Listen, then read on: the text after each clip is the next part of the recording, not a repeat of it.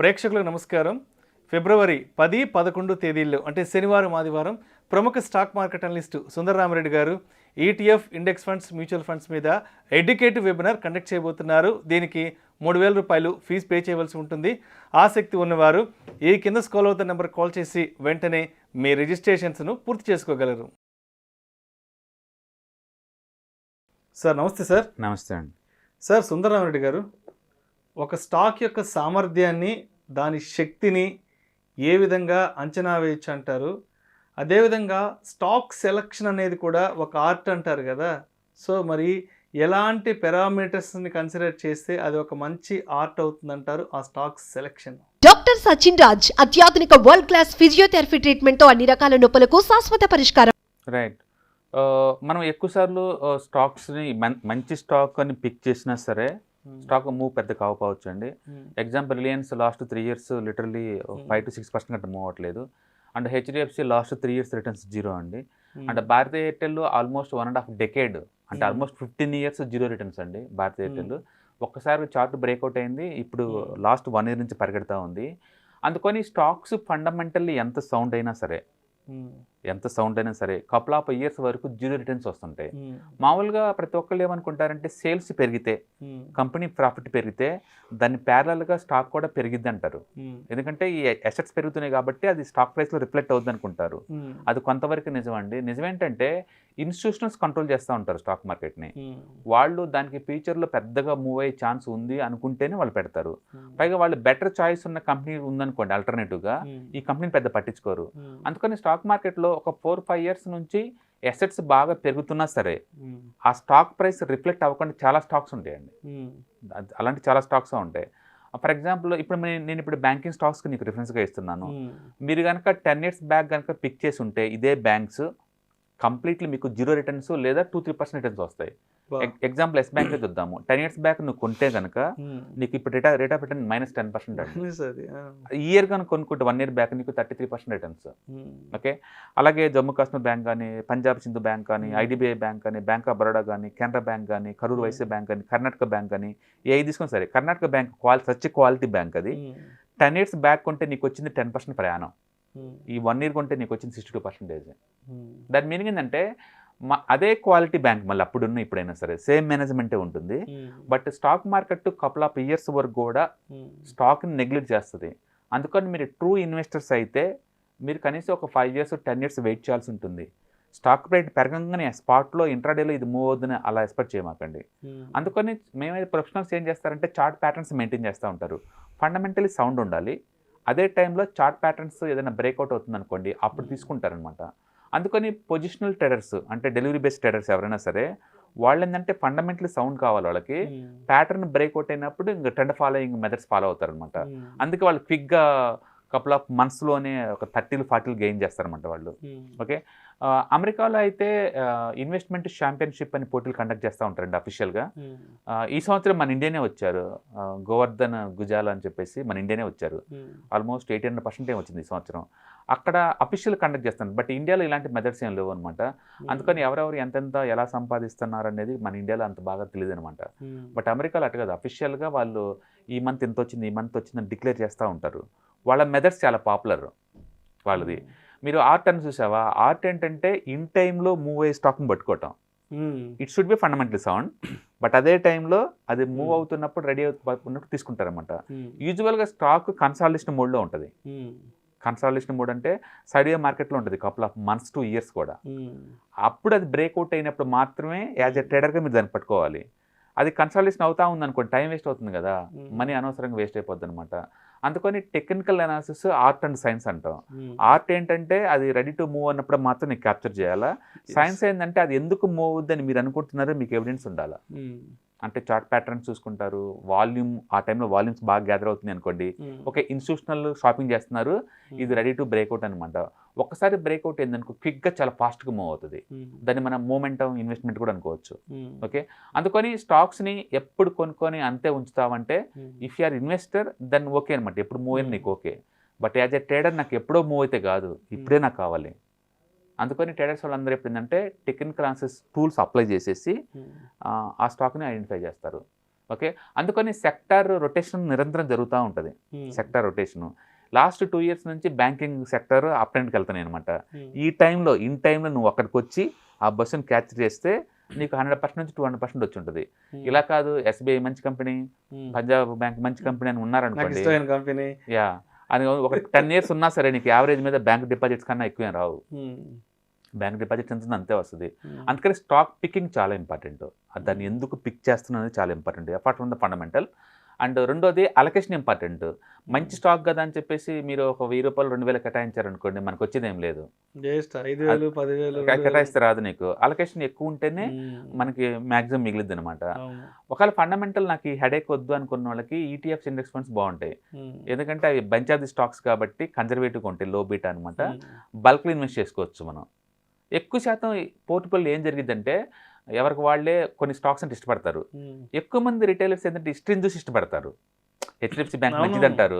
ఏంటి మంచిది అంటే హిస్టారికల్గా మంచిది అంతే. అది పెద్ద కంపెనీ, ఎక్కువ బ్రాంచ్లు ఉన్నాయి, ఇండియాలోని one of the largest private bank అంతే. అంటే ఫండమెంటల్ గా ఇలాంటి వ్యూ ఉంటుంది దాని మీద. అవును, అందుకని వాళ్ళు పాస్ట్ చూసుకుంటారు. ప్రొఫెషనల్స్ ఎప్పుడు కూడా పాస్ట్ కన్సిడర్ చేయరు, వాళ్ళు ఓన్లీ ఫ్యూచర్ నే చూస్తారు. టెక్నికల్ ఏంటి, గ్రాఫ్లు ఎలా ఉన్నాయి, వాళ్ళు ఫ్యూచర్ చూసి ఇన్వెస్ట్ చేస్తారు తప్ప పాస్ట్ చూడరు అనమాట. అందుకని ప్రొఫెషనల్ పాయింట్ ఆఫ్ లో ఏంటంటే ఫ్యూచర్ లో మూవ్ అయ్యే కెపాసిటీ ఉన్న కౌంటర్లు మాత్రమే పిక్ చేస్తారు తప్ప హిస్టరీకి టూ మచ్ పట్టించుకోరు. బట్ రిటైలర్ అన్ఫార్చునేట్లీ ఏంటంటే హిస్టరీని పట్టుకుంటాడు. ఒకప్పుడు హిస్టరీలో అది పెరిగింది కాబట్టి ఇప్పుడు కూడా మళ్ళీ పెరిగిద్ది అంటాడు. మారుతున్న కండిషన్ అనుగుణంగా స్టాక్స్ మారుతున్న విషయం తెలియదు. స్టాక్స్ ఎనీ పాయింట్ ఆఫ్ టైంలో startup companies, growth companies, maturity companies, decline companies ఈ సైకిల్ పాస్ అవుతూ ఉంటాయి. ఒక సైకిల్లో ఉన్న వాల్యుయేషన్ నెక్స్ట్ సైకిల్లో ఉండదు. ఈ సైకిల్లో ఉన్న వాల్యుయేషన్ పీక్ లెవెల్ ఉండదు. ఎగ్జాంపుల్ డీమార్ట్ కత్తి లాంటి కంపెనీ, బట్ గ్రోత్ పెద్దగా ఉండదు, ముందు స్టాక్ రేట్ పెద్దగా ఉండదు. డీమార్ట్ లేని బిజినెస్, డీమార్ట్ అంత ఫండమెంటల్ సౌండ్ ఉన్నా సరే స్టాక్ ప్రైస్ మూవ్ అవుట్ అంత ఈజీ ఏం కాదు. లాస్ట్ 10 years లో రిటైల్ సెగ్మెంట్ ని శాసిస్తుంది. బట్ అన్ఫార్చునేట్లీ అది ఆల్మోస్ట్ 100 PE ఉంది. 100 PE దగ్గర ఎందుకు స్టాక్ ఇష్టపడాలి మనం? 100 times ఎందుకు కొనాలి నాకు వస్తున్నది అనమాట. అందుకని ఫండమెంటల్ ఎంత సౌండ్ ఉన్నా సరే ఆ పీకి అంత ఈజీ ఏం కాదు ముందు పోవటం అనేది. ఓకే, సో అందుకని ఏమవుతుంది నెక్స్ట్ 2-3 years కూడా అది ఆ 4,000-4,500 దగ్గర రొటేట్ అవుతూ ఉంటుంది. నెక్స్ట్ 2-3 years కూడా మనం అలా చూడరు. రిజల్ట్ బాగా వచ్చింది కాబట్టి స్టాక్ ఖచ్చితంగా మూవ్ అవ్వాలి అన్నట్టు ఉంటుంది.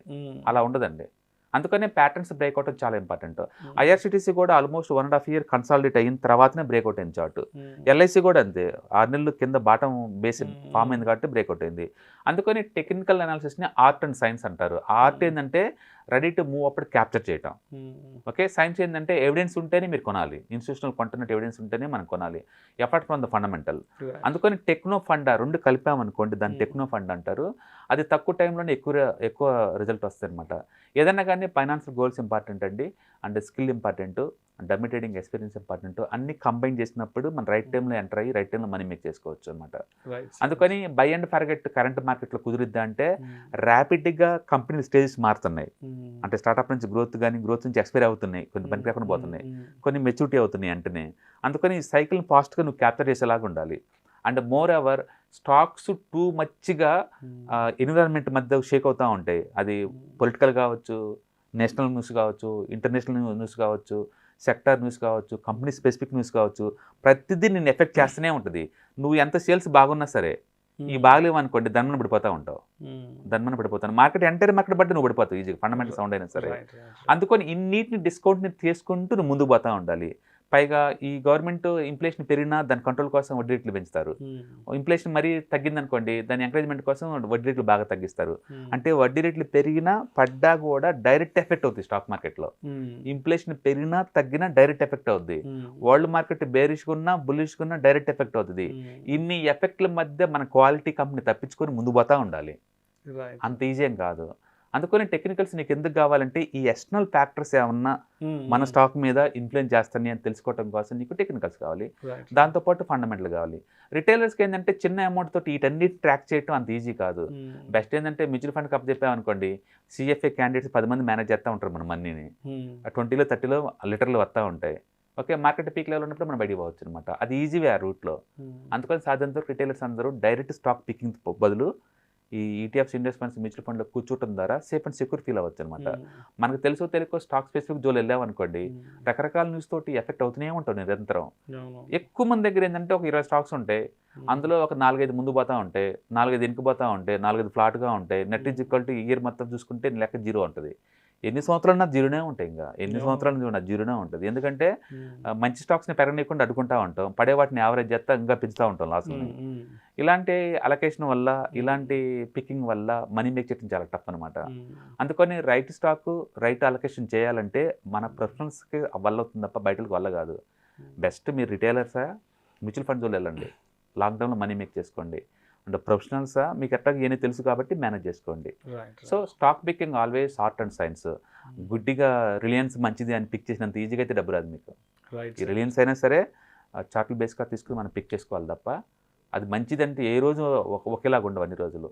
మీకు short term point of money కావాలంటే, లాంగ్ టర్మ్ పాయింట్ ఆఫ్లో ఒక 15% కావాలి అనుకుంటే కనుక రిలయన్స్ కొనుక్కోవచ్చు.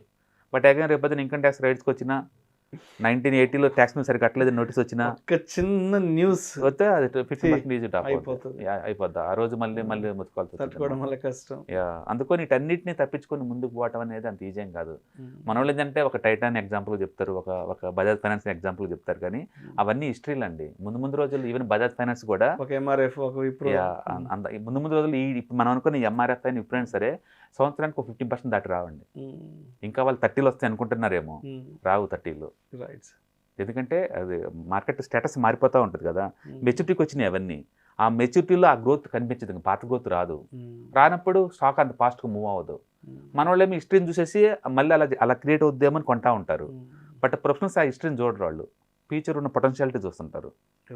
అందుకని మీరు కంపెనీ స్టేటస్ మారితే కనుక సేల్స్ డౌన్ అవుతున్నా, ఓకే, పీ ఎక్స్పెన్సివ్ తయారవుతున్నా, రా మెటీరియల్ కాస్ట్ పెరిగిపోతున్న వాటికి better to close it and move to the new company అనమాట. అంతే తప్ప ఓల్డ్ కంపెనీ మంచి కంపెనీ, ఓల్డ్ ఈజ్ గోల్డ్ అంటూ ఉంటే ఇక్కడ వర్కౌట్ అవ్వదు. అందుకని చాలామంది ఎందుకు స్టాక్స్ పిక్ చేసుకుని మనీ మేక్ చేయలేరు అంటే, ఈ సైకిల్స్ మొత్తం వాళ్ళు దాన్ని డేటా గ్యాదర్ చేస్తూ ఉండాలి. మనకున్న ఈ 2 లక్షలు 3 లక్షలు 5 లక్షల పోర్ట్ఫోలియోకి ఇంత గ్యాదరింగ్ అనేది హైలీ ఇంపాసిబుల్. ఓకే, మనీ ఎక్కువ ఉందంటే అది కొంచెం కోర్సులు నేర్చుకొని ప్రొఫెషనల్గా మేనేజ్ చేయొచ్చు, కానీ చిన్న అమౌంట్ ఉన్న వాళ్ళు ఎందుకు ట్రాక్ చేయాలి వీటన్ని? Interest rate cycle, government, politicals, ఏ సెక్టర్ ఎంత అన్నారు. మొన్న మోడీ గారు రూఫ్ 1 crore హౌసెస్కి రూఫ్ లాంచ్ చేశారు. సోలార్ ప్యానల్ స్టాక్స్ అని ఒక రోజులోనే 10% పెరిగింది. సో అట్లా వీటన్నిటిని ఎవరు ట్రాక్ చేస్తారు? రేపొద్దున ఏదో ట్యాక్సేషన్ పెంచిందంట అన్నారు అనుకోండి, మళ్ళీ ఏదో ఒక న్యూస్ ఇక్కడ మార్కెట్ డిసైడ్ చేస్తూ ఉంటారు. అందుకని ఆర్ట్ ఎందుకు అన్నారంటే ఈ పికింగ్ మెథడ్ అనమాట. మీరు ఆ పిచ్ని పేడ్ చేస్తూ ఉండాలి. ముందు రోజుల్లో ఈ ఆల్టర్నేటివ్ ఎనర్జీ పెద్దగా స్కోప్ వచ్చిందని ముందు ఎవరైతే పేడ్ చేయగలుగుతారో వాళ్ళు తీసుకోవచ్చు. అందుకని నేను టాటా పవర్ మనం అది 150 ఉన్నప్పుడే చెప్పాను, ఫ్యూచర్లో 1000 దాకా ఈజీగా బాగా ఉంచుకోవచ్చు అని వాటిని. ఎందుకంటే రూఫ్ పవర్ దాంట్లో, సోలార్ పవర్ దాంట్లో చాలా ఫేమస్ టాటా పవర్. నాకు తెలిసి నెక్స్ట్ 1 or 2 years దాన్ని ఆ డివిజన్ సపరేట్ కంపెనీలు లిస్ట్ చేస్తారు టాటా పవర్ నుంచి. బట్ ఇప్పుడు ఆల్రెడీ అది పెరిగి ఐ థింక్ 300 దగ్గర ఉన్నట్టు. Thank you sir.